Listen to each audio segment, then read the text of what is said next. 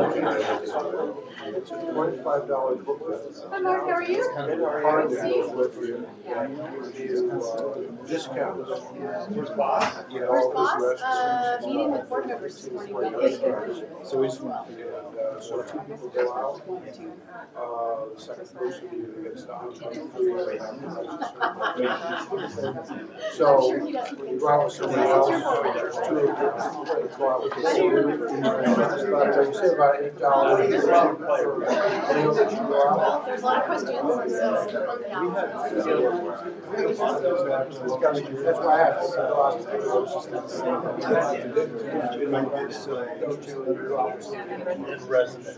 So, it costs $25, you save about $8. trying to corral this group. So does everybody mind finding their seats, please, so we can get started? Thank you.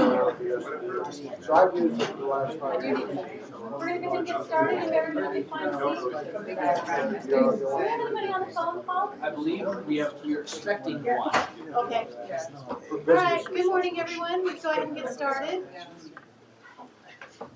So I'm gonna be your facilitator and ringleader for this morning. So thanks everybody for coming. Thank you. There are quite a few, I'm sorry to say, outstanding items that we don't have. So I know you got an email on that yesterday afternoon. We're working to get those completed as quickly as possible. And some of you have board members that have committee meeting summaries that are with them. They didn't get them, a week ago or anything, they just had them, but if you can help us get those through, that would help. So our convention, and well, Diane, have you met everybody? No. No? All right, why don't we go around? So many to know. So many people, we can do some quick Can we zoom in introductions. on Diane too? Yeah. I know we can do that. So I'm Jill Wynot, I'm the Chief Operating Officer here at SCAQMD. I'm Welcome. Diane Moss, sitting inadvertently at like the big kid side of the table, so just gonna take that as a message. Ron Ketchum, I work for Larry McAllen from San Bernardino. And I'm Sheila Kuehl's board consultant. I'm Glenn Duncan, work for Michael Cacciati. David Szymanski, also from Michael Cacciati. Nancy Galactus, you know me. All right, technical support, I am. I'm Jacob Ake, Deputy Chief of Staff to LA Councilman Joe Buscaino, also his consultant, and we're only a block away, so let's do lunch. Mark Abramowitz, there will be a quiz. And luckily, maybe the only question and I'll be good. Turn your thing a little bit, she can see it, and then she'll she learn knows names. me. I you know. I'm Matt Holder. I'm a consultant to Lake Forest City Councilman Dwight Robinson. And I'm Maria Iniguez, and I'm Dr. Parker's assistant. Thank you, and we'll start down this side. Chris Marlia, Information Management at the district. Adrian Wesson, Assistant DEO of Public Affairs in the district. Derek Valenzuela, Deputy Executive Officer for Legislative and Public Affairs. Brendan Masson, Assistant Deputy Executive Officer for Technology Advancement Office. Naveen Berry, I'm the Technology Demonstration Manager. Michael Kelly, Chief Administrative Officer. Dean Seigel, Manager Onward Strategy. John O'Vera, ADEO for Administrative and Human Resources. Mike Kraus, Planning and Rules Manager, currently overseeing development of 2016.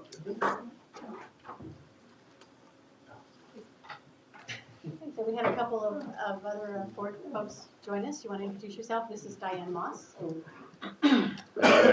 I'm the late Ben Wong. Oh. The lady.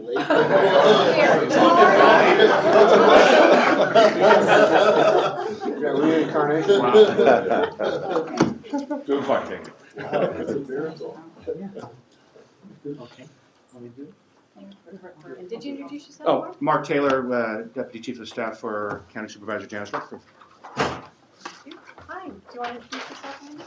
Andy Solda, consultant to Supervisor Rutherford. Thank you. Okay, great. So what we normally do, Diane, is we start. I'm sorry.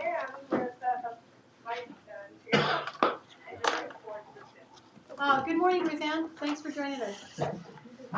So what we normally do, Diane, is we start at the back with the public hearings because those are generally the more significant items, and then we go back up to the front of the agenda. And so as we go through kind of page by page, I'll let you know what other items are missing. So if you turn to page 7, you've got the most significant thing that we'll probably do all year is the consideration of the draft 2016 Air Quality Management Plan. And what we did, just so you can see, on the next page under other business, we have the funding incentives plan for that. So what we thought would be the best way to do this is separate these two items, deal with the AQMD first, and then the funding plan after that. So, Mike, are you going to give us a quick update on the pressure points that we're likely to see for the AQMD? And I do want to say that we met with several environmental groups about a week or so ago, and they let us know that they are trying to bring busloads of folks that are interested in the AQMP, and they expect about 300 people. So we're accommodating overflow rooms and some signs in English and Spanish. They do not expect all of them to testify, but it'll be something that they expect that they'll have a large group, and we also expect a lot of industry folks to testify as well. So I'll turn it over to Mike. You can give us a quick summary, and then if you have questions, we'd be happy to answer them.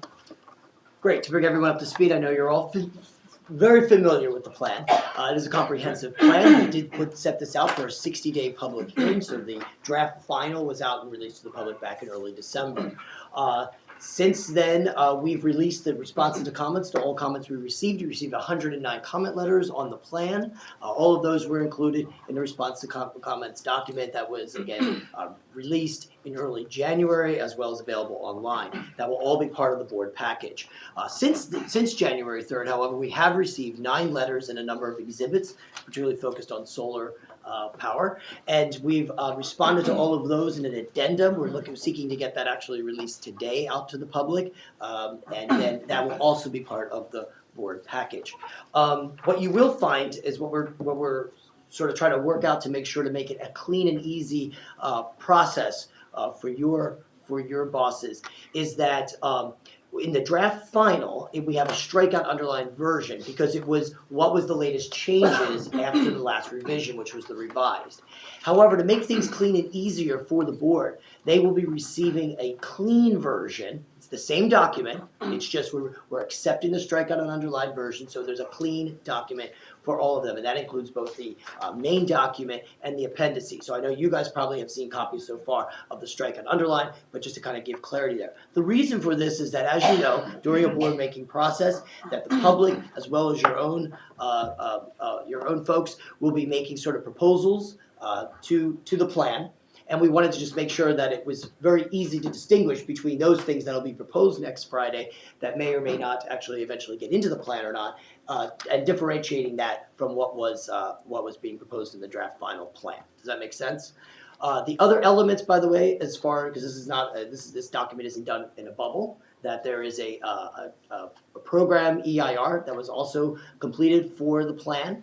The response to the comments, we did get 10 comment letters on the draft program EIR. The responses to comments were part of the final full package that it was released. The response to comments were released on FedEx to the public agencies on Monday to fulfill a 10-day mandatory window in the law, as well as the full-blown final EIR. And again, that will be part of your board package. And finally is the socioeconomic. We received 30 comment letters, again responded to, and that final document will be also part of the board package.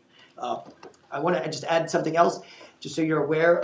We did have regional, as required by the law, public hearings. Those take place in each of the counties. Those public hearings were transcribed, and the transcripts will also be part of the board package. And those are electronic. We also have hard copies of those as well, if anyone's interested. It's really just sort of an administrative update as opposed to some of the content we'll just items. briefly, I think, go over some of the key issues, and I think our staff's done a really good job putting this together. It's a really solid technical document, and they've worked a lot with the stakeholders to try and whittle down the remaining issues.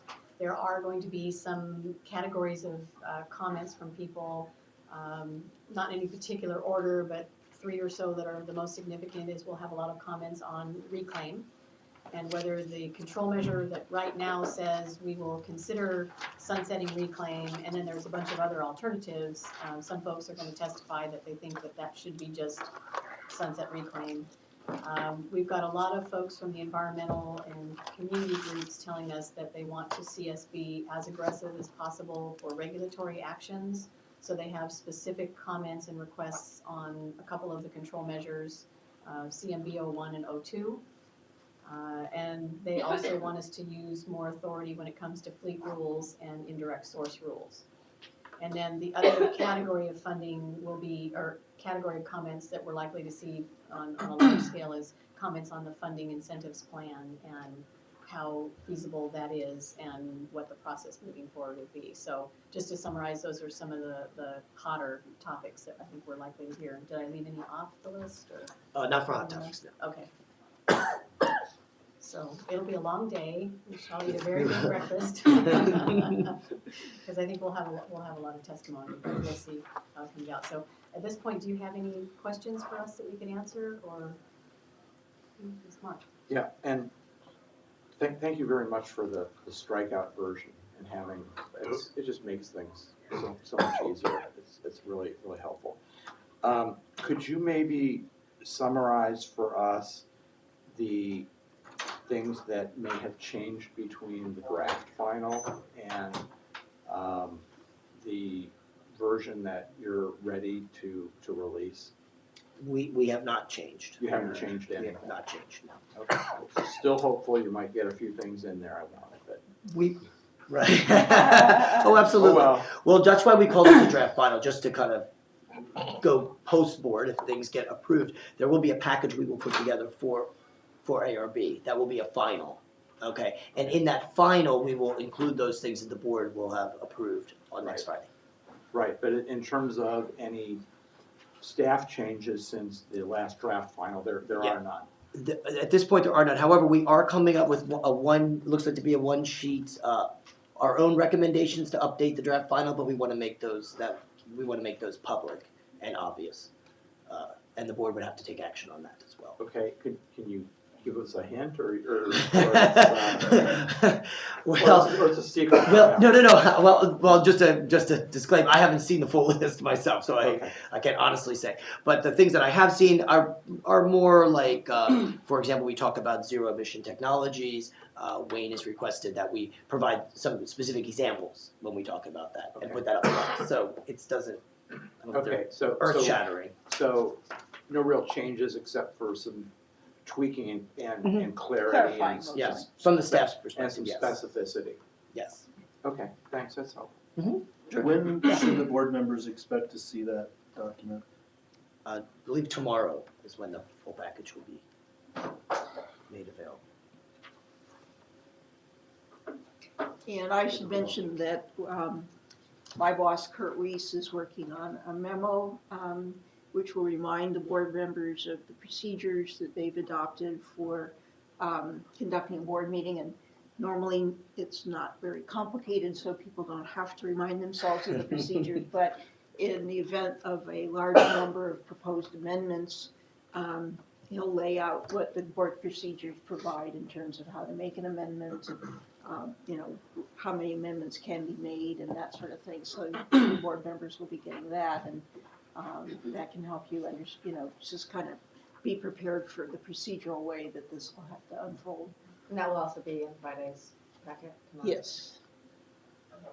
Well, it may be a separate confidential memo to the board. Of course, they're free to share that with you if they like. Right, but it'll be available tomorrow. That's my understanding, yeah. And the main intent of that was just to help keep this go as orderly and smoothly as possible, because when you start getting so many competing ideas and proposals, it can get a little bit hard to follow. So we just want to suggest that they follow the proper process and make it go a little bit smoother.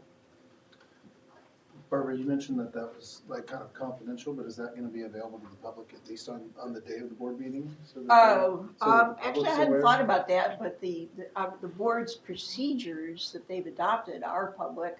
Okay. I don't know that those are on our website or not. I can check. The governing board procedures, Yeah. yes, They are? yeah, my recommendation, however, would be, because I had to look those up, when you go into our main website, just put in governing board meeting procedures or, Okay.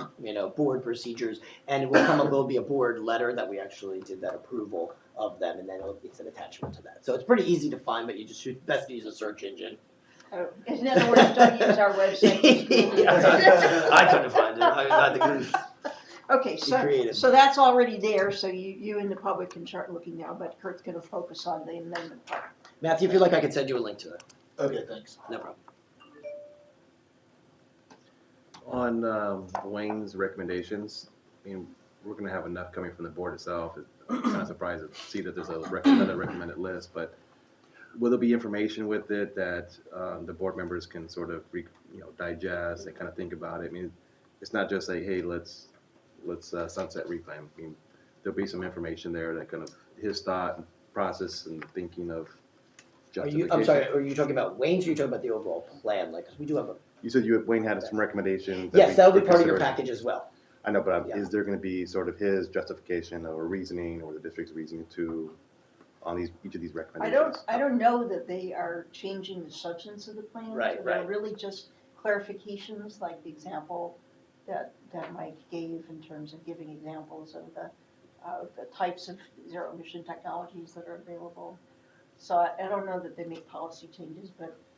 Having not seen it, I will keep that in mind if there's something that needs some clarification. More of additional information, not Sure. necessarily strategic changes. Yeah. Okay.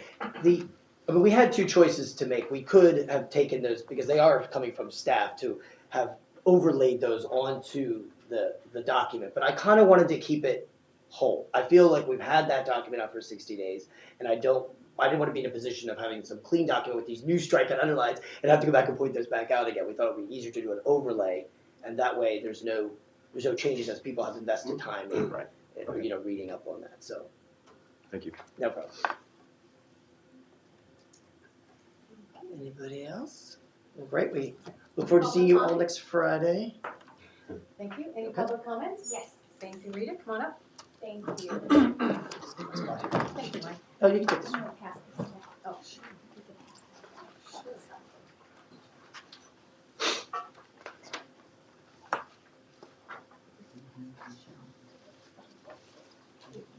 Good morning, Rita Luke, Director of Environmental Affairs for RadTech International.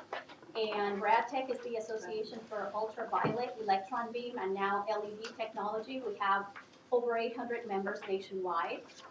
We sit on the SCAQMD committee. We are one of the advisory committee members. And we've participated in that process for, I think, about 2 years now. So we've made comments during those meetings, and we also submitted written public comments in August of last year. Unfortunately, most of our comments were not incorporated in the latest draft.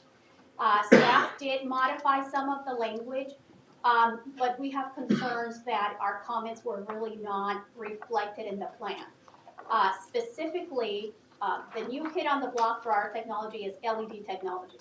And with LED lights, you could be curing nail coatings, or you could have lights inside a building, or my car has LED lights. So one of our comments was to include that as an energy efficiency measure under the commercial building section of the plan. And that did not take place. And in fact, our members they get LEED certifications, and they use the conversion to LED light technology in order to justify the energy efficiency.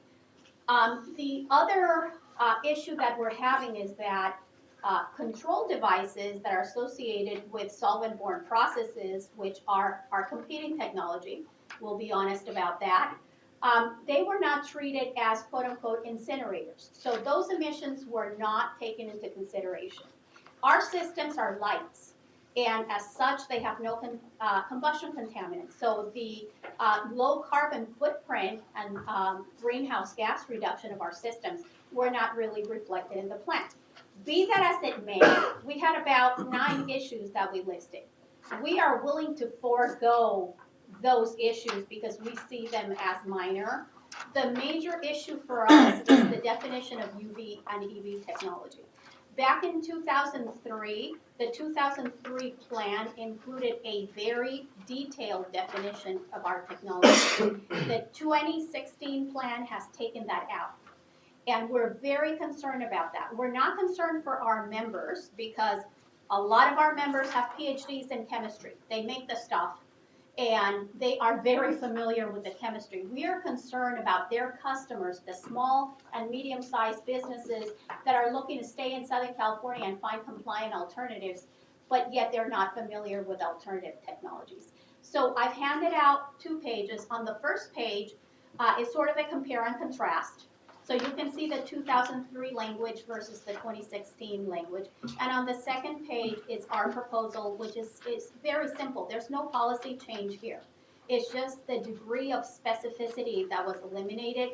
We feel that'll be detrimental. And keep in mind, this is not a control, a mandate. It's not a policy change. This is just bringing back and refreshing that 2003 definition. I've only made 2 minor edits which are underlined in the proposed language.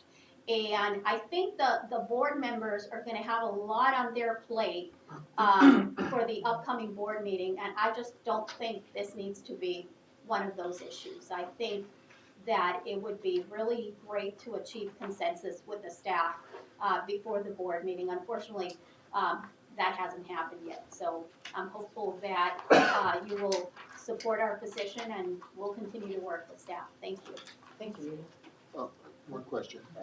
What's staff's response to that? Well, I'm here to give it. Okay, so yes, we did receive Rita's letter back in August. We reviewed that. We did respond back to that in response to comment. Some of her follow-up, I know a lot of them, she did a follow-up before she actually got to receive the response, our detailed response to comments for each of her points and what she was referring to. But just to kind of note some things that she's highlighting, for example, the LEDs when it comes to energy efficiency. She's referring to the ACCO2. Now this, if you remember, is one of those measures whereby we're seeking to get some co-benefits from existing programs. So under the state's SB 350, for example, there's all about energy efficiency, Title 24, and there's lots of ways in which people can fulfill that, and we're going to allow that to happen at its natural pace. I'm not, we're not taking any position on any sort of specific technology, of course, that people choose to do, nor do we have, land use authority. So that's why we just did not get involved with any of that sort of dialogue, because that really isn't the overarching point of that control measure. With regards to the dialogue she's referring to, in the 14 years ago when we did the 2003 plan, we were sort of at a point where there was a lot of new technology, and we wanted to educate the public about that technology. We didn't want to just, write up a plan and put these things like fuel cells that no one ever heard of, and without some sort of context. So we kind of did this sort of little, I would consider maybe kind of a mini tech assessment, where we dedicated a full page to each one of these different types of technologies, like fuel cells or tier 3 engines or something, things that are kind of outdated at this point, but also as we kind of move along and people become more and more familiar with this technology, and it becomes all part of more the fabric of how people reduce emissions today. That's not trying to downplay any of the EV/UV, it's still very important, but the role that paragraph she's referring to was much different back then in the plan. In today's, however, we're touching on the options and the routes people could take. We want to introduce that, but we're not going to, we didn't have the same thing. We didn't kind of start outlining specifics about this. As you read this, it's really great information. It's good stuff to learn all about how that process works, but it really wasn't appropriate in the context of the control measure.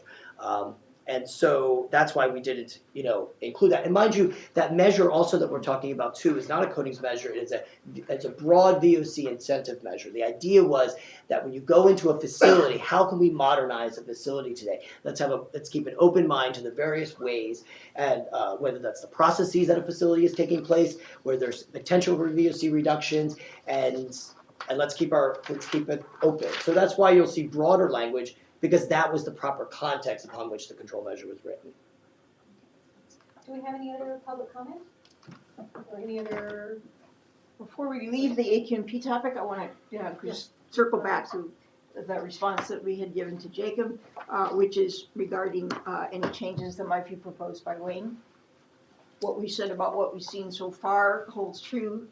There are, as far as I know, still the potential for meetings with various stakeholders. And so if a substantive change to the staff proposal results from any of those meetings, then those will need to be either explained in the proposal document itself or verbally as part of the staff presentation at the governing board. That will if there are substantive changes, it definitely will need to explain the reasoning for them. So just, I don't know of any so far, but that there could be some as a result of stakeholder meetings or even board member comments.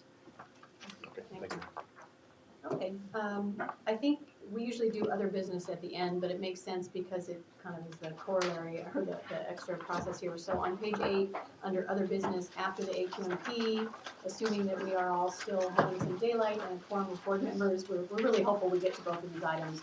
We'll deal with the draft funding action plan. And Fred, were you gonna, I don't see you here. Yeah, Henry's not here. I can Okay. basically Thank give you. it, Do you mind coming up because they're recording this as well? Or webcasting, I'm not sure which is the way. Both. Or both, okay. Go on our mic. Just a real. Yeah. The draft action plan is basically talking about the incentive funding program, incentive funding that is basically foreseen to be necessary for reaching the goals of the AQMP in 2023 and 2031. It lists different type of funding sources, both at federal level and state level, that we feel as possibility that we can go after and basically raise funds through different type of either legislation or partnerships, whatever you have. And also it lists the categories of type of mobile sources, both on the on-road and off-road side, the number of vehicles, and the anticipated amount of funding that we would need basically per vehicle to incentivize those programs to be able to reach the amount of emission reductions that we are anticipating. Not every single line that is there as a possibility for funding necessarily will be pursued, but those are the open options that we have, the possibilities that we have, and each one that we go after, of course, we will consult with the board and come to the board for approval to basically create those funds for the incentive funding programs. So the staff put together a very comprehensive list of things that we could go through. There could be other ideas that come through the public process as well. It's not staff's recommendations on any of these, it's just to start the public dialogue. And so they put together the most comprehensive list, knowing that some of these ideas are not going to be pursued or would not be feasible after they are evaluated for a while. And so the action that we're asking for the board to do is just to sort of give us the okay to start the process. And there's a table that actually lists specific activities that would be outlined. And so it's starting the working group, starting the public process, trying to come up with the prioritization and the criteria and figuring out which of these ideas are worthwhile to pursue. So we're not asking the board to approve a particular funding mechanism at this date, but to get the process going, bring back those proposals to the board when staff feels they're ready for board approval, particularly those that would require legislative authority. This is a very naive question, I should know better, but on the heavy-duty .02 engine, is that in the plan at the federal? Yes. Do we tie emission reductions to that? Oh, it's in the CARB state SIP strategy. It's not specifically, I don't think, in the federal. Do you remember whether it's in the federal measures? I'm sorry. The CARB's proposal to have a .02 Yes, standard it's in there. is in there, And we but tie is it in the federal measure as well? Yes. And we tie emissions to that? We tie NOx reduction to that? Yes. The state has already started their public process for their rulemaking, and the federal government has told us that they are starting on theirs as well, so. Now, on the incentives. California action, federal action. Okay. On the incentives, would we still, because a lot of our heavy-duty trucks in California are out of state. Correct. And do we have a fallback if that heavy duty, in the plan, is there a fallback to make up those emissions if the feds don't adopt a heavy duty standard? Did you hear that question, Mike? If the feds do not adopt a heavy-duty standard, do we have a fallback included in the plan? Yes, so CARB said, sorry, they would make up the shortfalls. How- Where they were gonna make those up, we're not quite certain. Oh. Yes, yeah, but the shortfall money would be in the 2031 timeframe. Fast cars. Yeah. Oh, that's pretty good.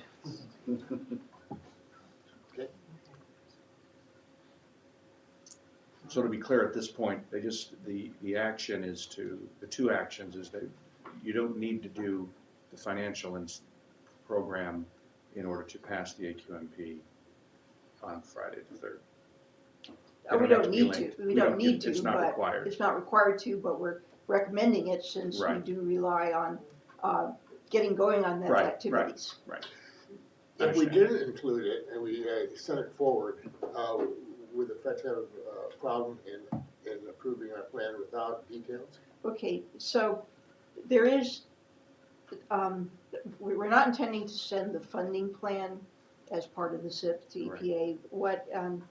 What EPA, they have several different theories for approving different types of control measures. There's adopted rules, there's proposed rules, there's commitments to adopt rules, and then in the case of the ozone plan, there's the 182.5 measures. So CARB has already indicated that some of their emission reductions have to be approved under 182.5 if we don't have a committed funding source. So for example, the Carl Moyer program, we already have a committed funding source. That'll be approvable by EPA because they can approve incentive measures that have committed funding sources. If there's not, then they may have to use their 182.5 authority. So we think that taken together as a package, all of the elements of the plan are approvable, but they may use different theories. Is expected to develop. If I can make a recommendation on the, I'm sure you're already doing it anyways, but in the presentation, and not that all 4 county, all the residents are watching our presentation, but if we can emphasize that this is just proposed. I mean, we have residents in our district in the city of LA that are kind of freaking out that they're saying, well, we're gonna raise the registration rate and, you know, like that. So we told them it's just, it's for discussion purposes. But then they see the action plan, they're like, wait, no, you're not, this is your action plan. They're like, no, it's just But you the see what discussion. actually in the actions, none of them say an individual measure such as vehicle registration fees would be implemented. It's just, it's a kicking off of the process and carrying it All forward. they see is action plan, I mean, these are the ideas. Okay, and, so you're just yeah, saying when the presentation needs to make that just clear, emphasize so- that this is, And I think we Yeah. also need to stress that many of these ideas, our intention would be to develop them so that they're not regressive right. or have EJ or economic impacts, and that's what we've always kind of had in mind, but you know, when you just see a table that summarizes bullets and concepts, it's not conveyed very well, so we need to do a better job with that. And we even also. explained this to a couple of our assembly members too. They Yes. assume that, you know, so Okay. we'll have some educational all of us will have an educational campaign on it, but Very good thank you. suggestion, thank you. You know, what we're hearing out of Washington in regard to the EPA and the administration, is that going to impact the entire movement? We are marching forward as strong as we can. And Read we'll have to wait and tweets. see. It's too early to say whether anything will impact this process, so we're just assuming, you know, that it won't. You're assuming that it won't, but the risk, that there's risk out there at least. Yeah. Those tweet risk. Okay, anything else on this item? Okay, so then we go to the start of the agenda. We are on page 2. We're going to be swearing in Supervisor Ashley. That'll be their first meeting. And so on the consent calendar, the minutes are part of the items that we still owe you. So those will be coming hopefully tomorrow. And then for public hearings, So Susan, do you want to give us a little preview on 1430, please? So, we're setting the hearing for proposed rule 1430. 1430 is, a proposed rule that will affect, metal forging facilities and those facilities that are conducting metal grinding and metal cutting operations. And so, this particular industry, in terms of their grinding activities, is unique in terms of the intensity and the magnitude of their grinding activities. The proposed rule will require a multi-faceted approach. It will require point source controls. Some of these facilities, as we started going out in the field, that they were grinding in the open air with no controls. So it'll prohibit open grinding, require all facilities to start conducting all grinding operations within an enclosure. Those that are within a certain distance of a sensitive receptor or a school, they'll have to have a total enclosure with negative air that's vented to pollution controls. Housekeeping provisions similar to what we've had in other metal rules, metal particulate rules such as the lead rules. We have had a public workshop, public consultation meetings. There's been a lot of pressure in the city of Paramount. There's 4 facilities metal forging facilities that have grinding operations. There's also a heat treating facility that does some forging that will also be wrapped into the proposed rule. They're being very progressive in their looking at the proposed rule language. We've recently visited those facilities, and they're actually starting the construction as if the rule was already promulgated. So I think that's good news in terms of the progression of the rulemaking. So we're just trying to wrap up that 30-day package, and so we're ready to roll on March 3rd. How many facilities are we looking at? 22 facilities are affected by the rule. Total basic. Yes, yeah.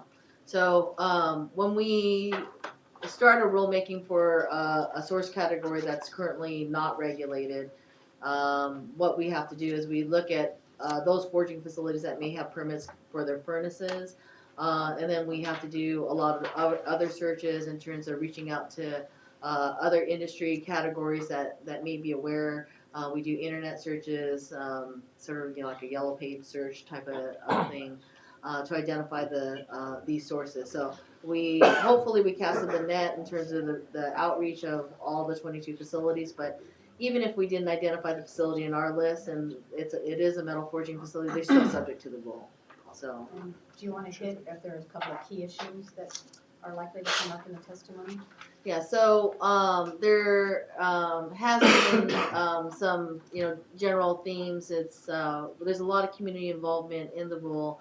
So one of the comments that we've been receiving is in terms of the distance for sensitive receptors in schools in terms of the requirement for total enclosure with the negative air. So we started at a provision that was just 300 feet from a sensitive receptor. A sensitive receptor is a resident, school, hospital, convalescent home, and that if they were 300 feet from a sensitive receptor, they had to put on pollution controls on the total enclosure.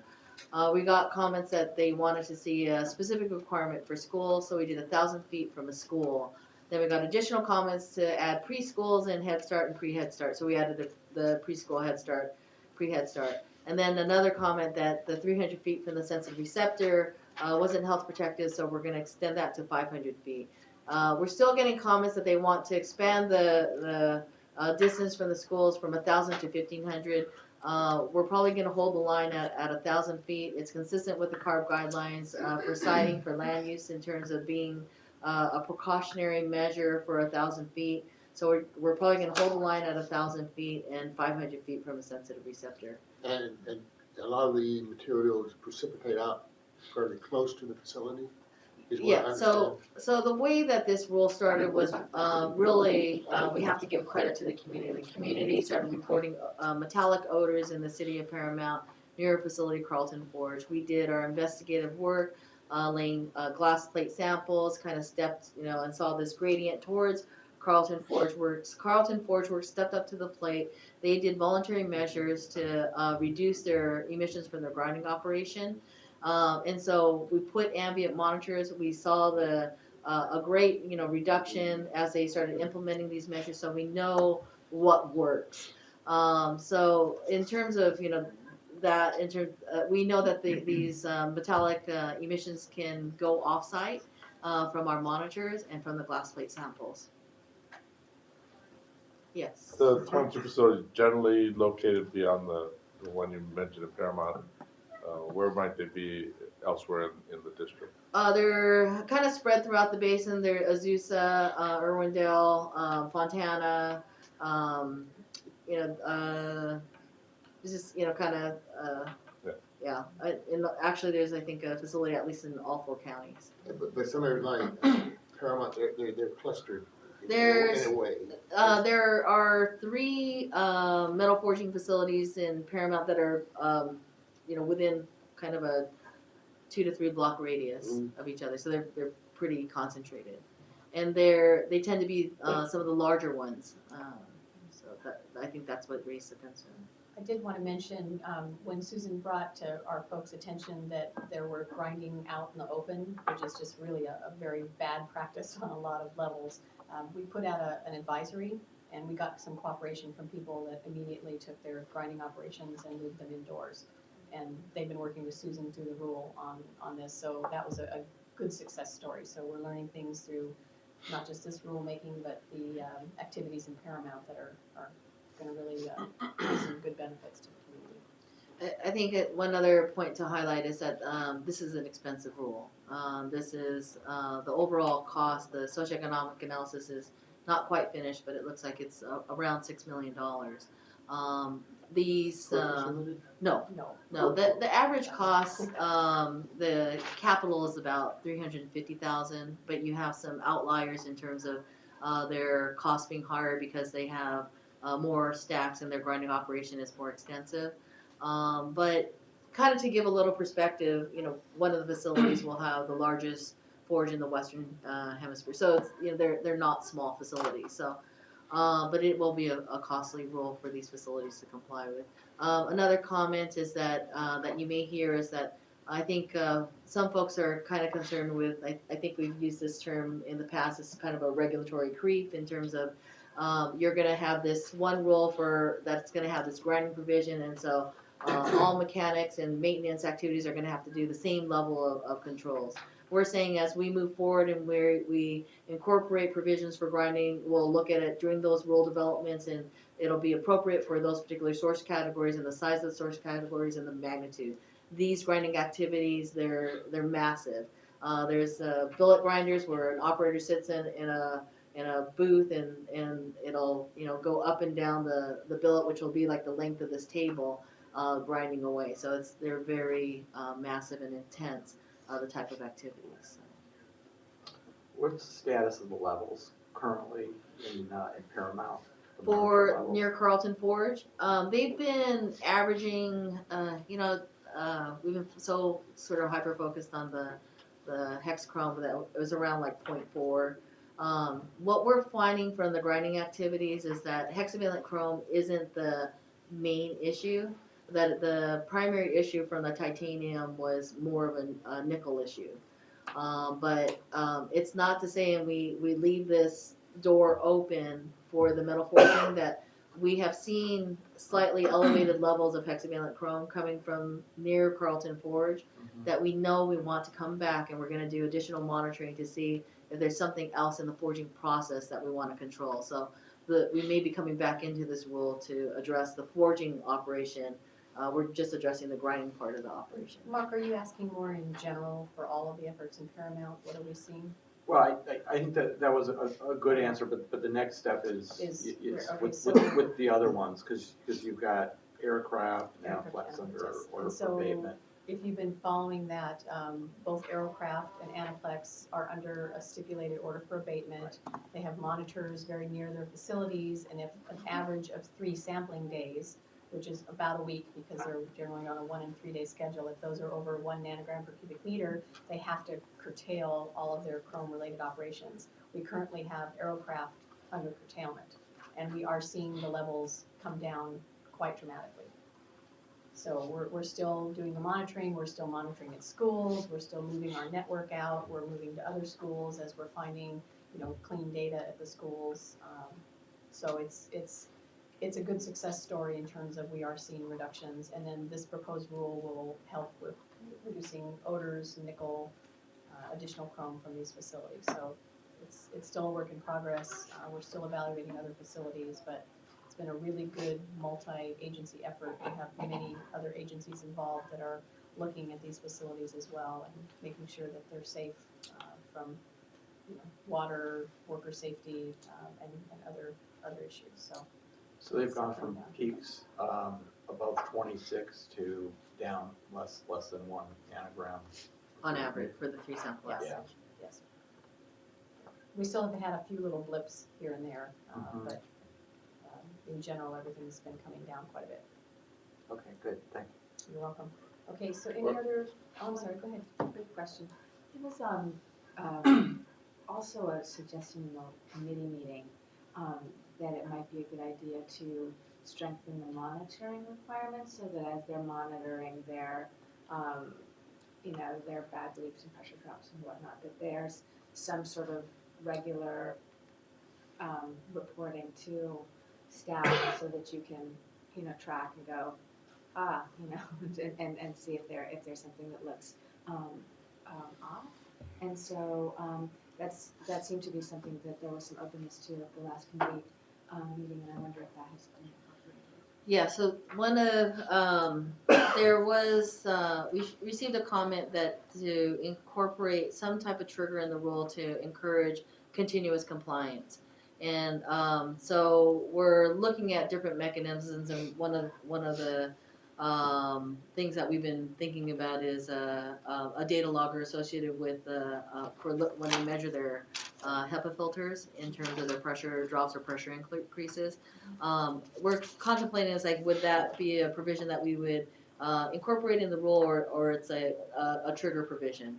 And then we're also looking at possibly notification, and which we had talked about at stationary, and then we're looking at some other mechanisms. We're still like sort of in that thinking process, but we have to think super quick because we're trying to wrap up to that 30-day package. But yeah, we're working on these other triggers to sort of increase the strength in terms of the compliance and enforcement of the rule.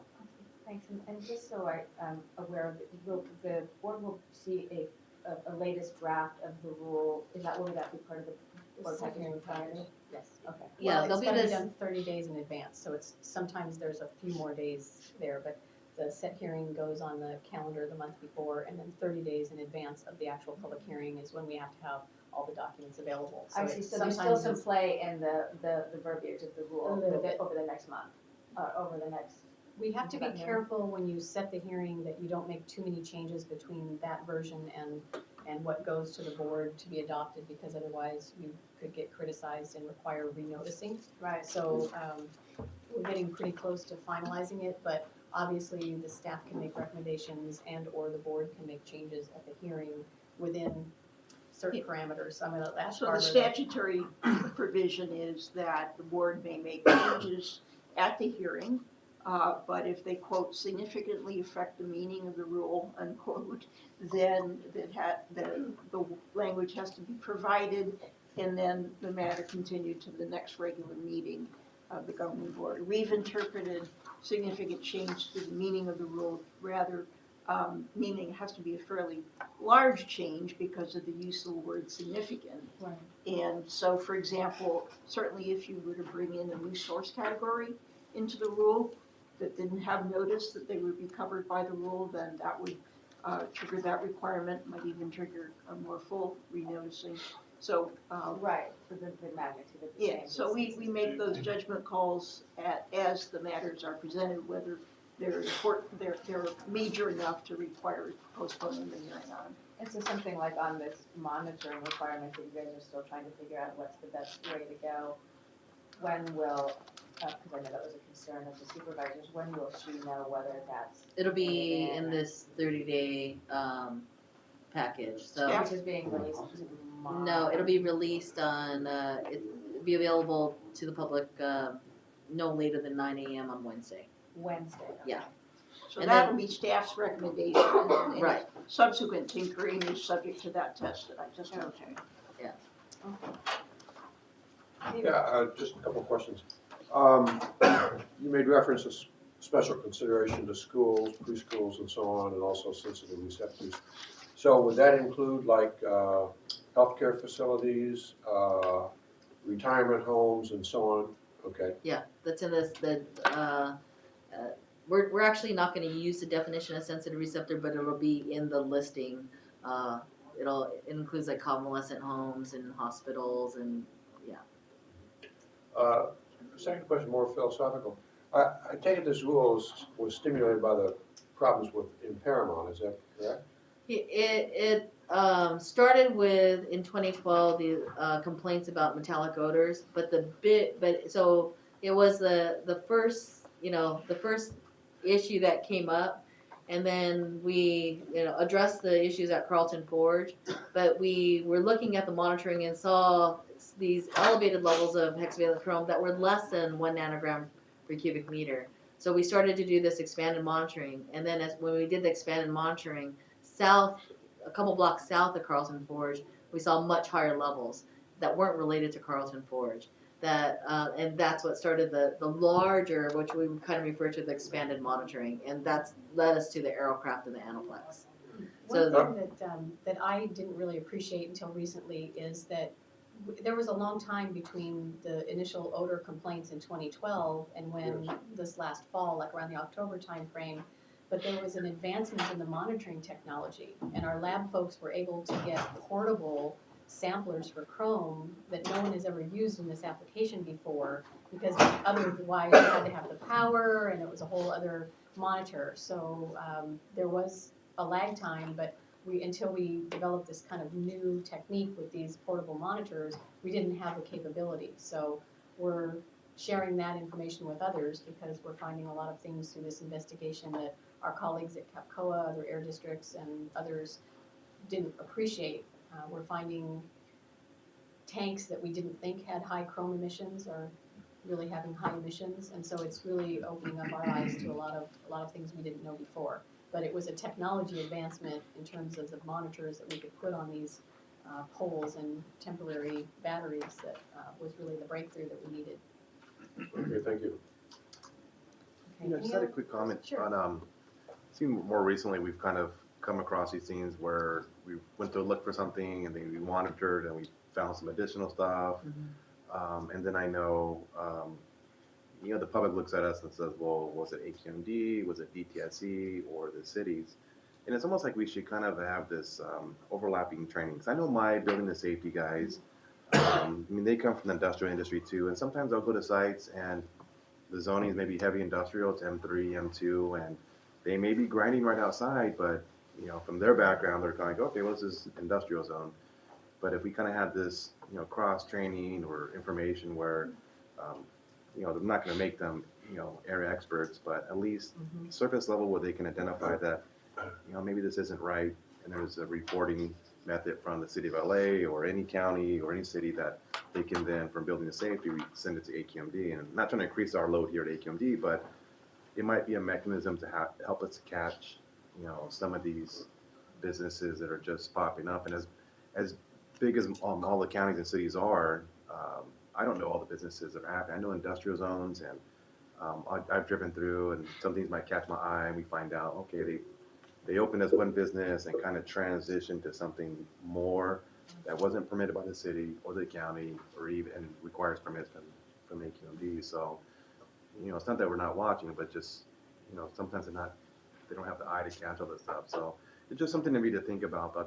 I'm not saying train all of our building and safety guys, but something that we can kind of trickle down. And then I kind of love how this random monitoring, we went to check for something. It's almost like we should do random monitoring in industrial areas, and it's going to expand. Well, actually, the staff has been in the process of putting together a plan for how to attack this problem more region-wide in kind of a logical, prioritized way, looking at the most industrialized areas first, since that's where it's most likely to find these kinds of facilities. So we are trying to gear up for that and approach it in a way that's likely to be the most bang for our buck in terms of what we're able to accomplish. I think you hit on so many really accurate in terms of the points, but the grinding advisory, I think it's like if that could be easily distributed to cities, and it's on our website, but that could be, in terms of practitioners. And then also, I think that this is gonna be a theme that we're gonna hear over and over. We're gonna put these monitors and we're gonna find things that we weren't aware of. Aerocraft being a heat treating facility, the focus has been on their furnaces, NOx emissions, criteria pollutants. We're finding hexavalent chrome. They're stunned, we're stunned. We're like, wow, where's it coming from? They're still really not sure from what particular sources it's coming from. And so there's going to be some head scratching, and all eyes are going to be looking at our agency and resources and what we find. And we're going to be probably, on the forefront. State's going to have to, follow. EPA is going to be looking. So the multi-agency, but this will be the theme, is that we're going to find things that we weren't aware of. So. There's a long list of lessons learned that we're implementing now, and we're starting to look at other cities' building permits, because that was very eye-opening with Paramount. Right. They had a much longer list than we did, so we've got a lot of work to do, but we've learned a lot of lessons. And the interagency communication is another one, because we started working with these agencies, and they said, oh yeah, we had a huge violation with this facility 3 years ago. And so we need to do a better job talking, because if they have an issue with one area, it could be an indication that their operation is not really up to speed. So, okay, so we're kind of getting a little off topic going into Paramount, but it's related on 1430. So, anything else from board consultants? Any public comment? All right, thank you. Thanks, Susan. You gotta go to another meeting. Okay. So hopefully it won't be any issues. All right, if there are, we know your number. Thanks. Okay, so on page 3, the next is a technology demonstration item. Are you our designated hitter, Fred? Yeah, do I read from here? Well, we're actually recording, so if you don't mind, come on up, and then we'll give a really quick synopsis to this and see if there's questions.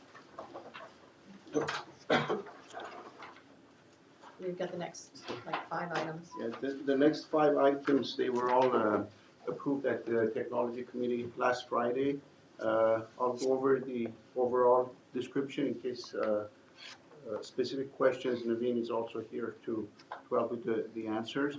The first one is to execute a contract with CSER for gasoline direct injection testing of vehicles in actual real routes, and also establish the renewable natural gas lab for development of technologies for renewable natural gas.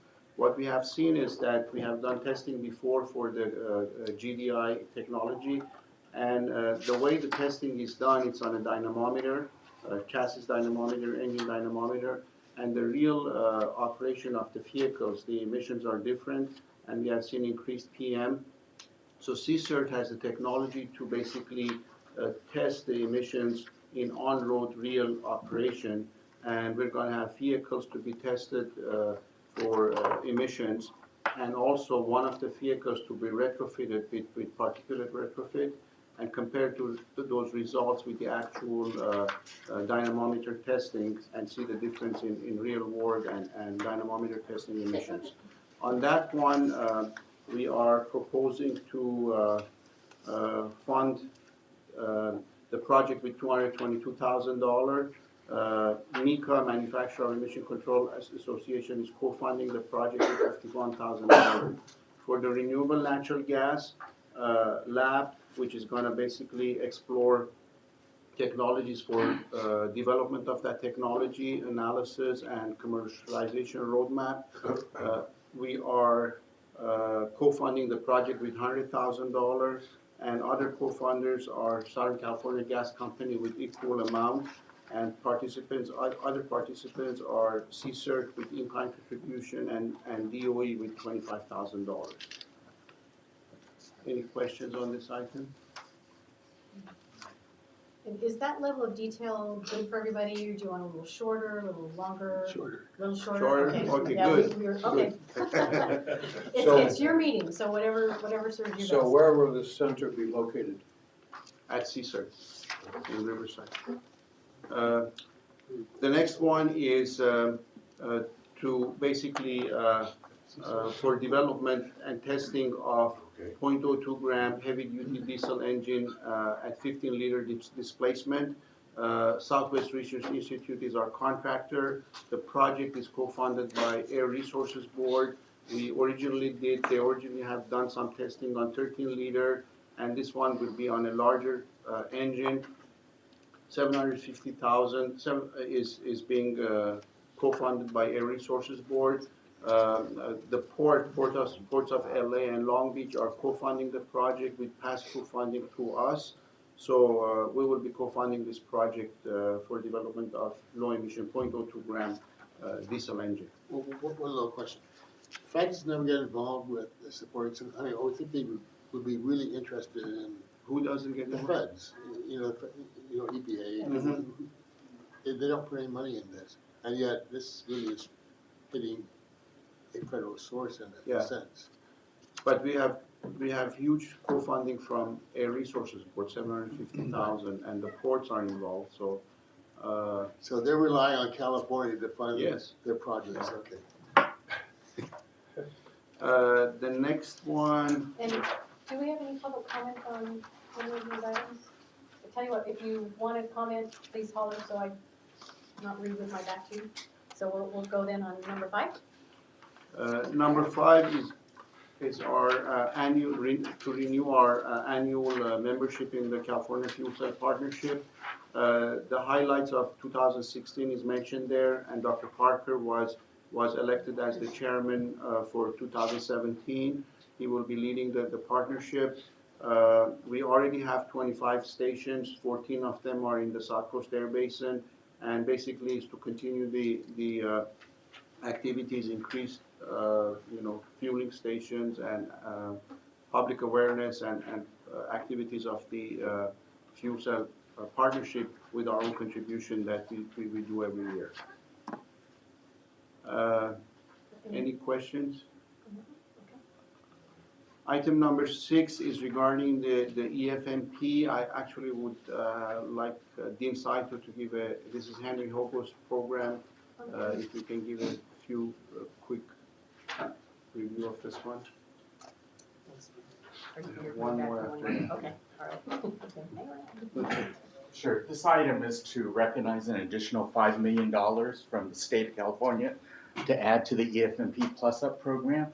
We originally got $10 million, and the legislature approved an additional $5 million from the Cap and Trade funding program. This item also is to award, renew, or amend the existing 3 contracts with our contractors to implement the EFMP program. So we are giving an award up to $765,000 to the 3 contractors who currently implement the EFMP program. So to date, we've processed approximately 1,300 vouchers to low-income households to replace with advanced technology vehicles up to 8 model years or newer. And we are looking to improve the efficiency and approving these vouchers with, we're developing a new website with a new application process so consumers can process their applications much more efficiently through this new website. Now this program, I mean, I get a sense that the cost per ton of NOx reduction is enormously high. Is that correct? I mean, like $500,000 per ton or something like that? Well, we're actually, the cars that are being scrapped are average, probably, they're averaging in the early 90s. And so we are getting a lot of older vehicles being replaced with these much more technology advanced vehicles. A majority of the funding is coming from Cap and Trade. So we're also having to identify the greenhouse gas reductions from this program.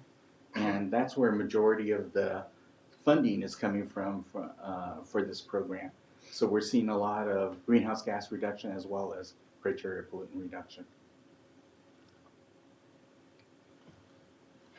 Thank you. The next item is again a PAO item under troubleshooting 1B.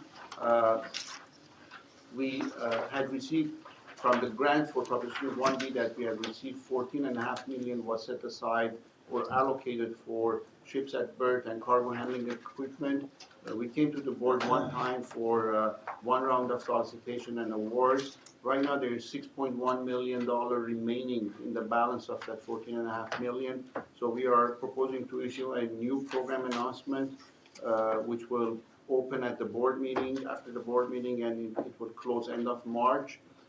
It's for, again, electrification of port equipment. We have contacted Port of Long Beach and LA already and their tenants, and expecting to be oversubscribed hopefully this time around.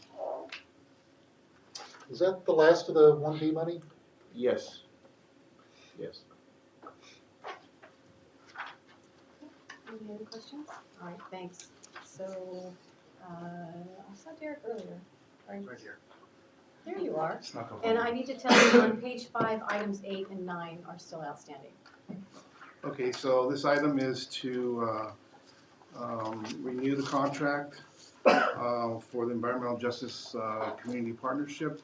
As you recall, this was introduced to the board and the board approved this Environmental Justice Community Partnership to do a more of a micro outreach to these communities. We've held a number of events in the counties. We have one in each county this past year, and this is just to continue this program for 2017. Any questions? I just want to comment, I've been to a number of the events, and I think that your staff, as well as Lee Andrews, has just done a real phenomenal job on these events, just really high quality. Thank you. I mean, we have our Environmental Justice Coordinator, Daniela Ariano, working on this. She's done a really good job on this, so we appreciate that feedback. I know Mark was at the last one, and some of you others have gone to them, but they're good events, and we get good feedback from the attendees. And Mark, you were at the one over in Los Angeles. Been to several. Yeah, and Orange County. Orange County, yeah. So. Where's their calendar of these events?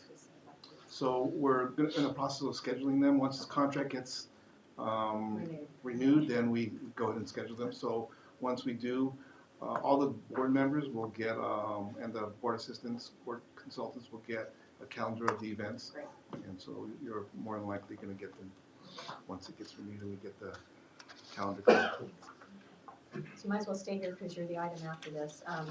The next item, number 9, this is an item that was reviewed and recommended for approval by the Mobile Source Reduction Review Committee, and it's basically to modify a contract. I don't know too much about this. I haven't seen the board letter yet, but apparently they want to use some Tier 2 locomotives for one day of the NASCAR races, and so they must have some justification why they need to do that. I haven't seen that letter yet, but any questions on that I won't be able to answer, but I can follow up on. Okay, and then items 10 through 16, these are receive and file reports. Anything to point out on the Legislative Public Affairs Media Report of interest? No? Okay. Maybe what we'll do is we'll just ask, do you have any questions on any of these that we can answer? These are fairly routine items each month. Hearing none. Okay, and then for the board calendar, the committee meetings, the only one of 18 through 24 that was in your package yesterday was the first one, the administrative committee. So are there any questions or comments on any of the committee reports? Okay, and then one other thing we wanted to mention is Nancy sent out an email earlier this week to board members about the board retreat, which is going to be March 9th at UC Irvine.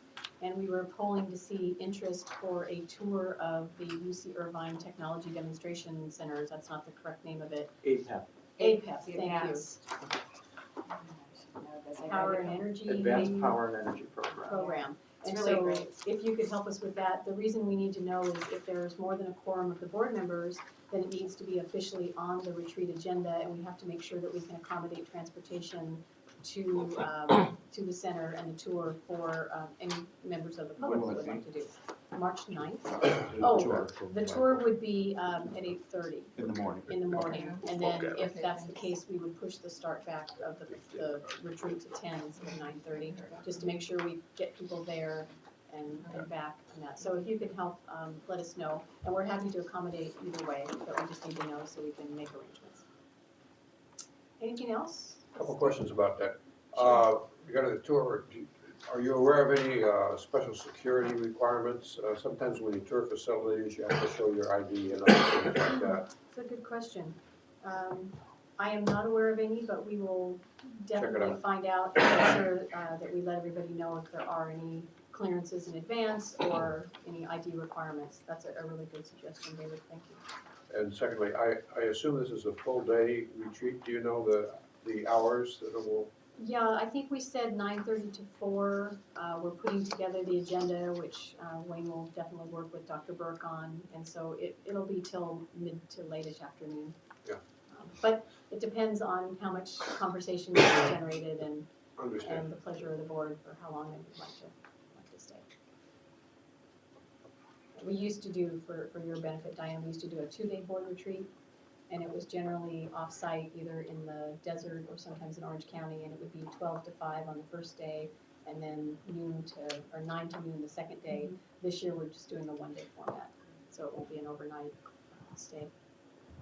So hopefully, we'll see how that works. Any other comments or questions that we can do? Okay, thank you all very much. Let us know if you need anything else. I said, it's been my pleasure. I was just finding out, I said, it's been my pleasure to be here.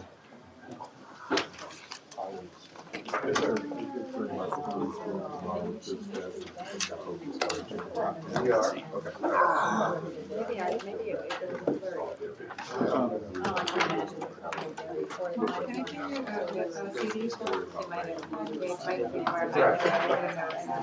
We think that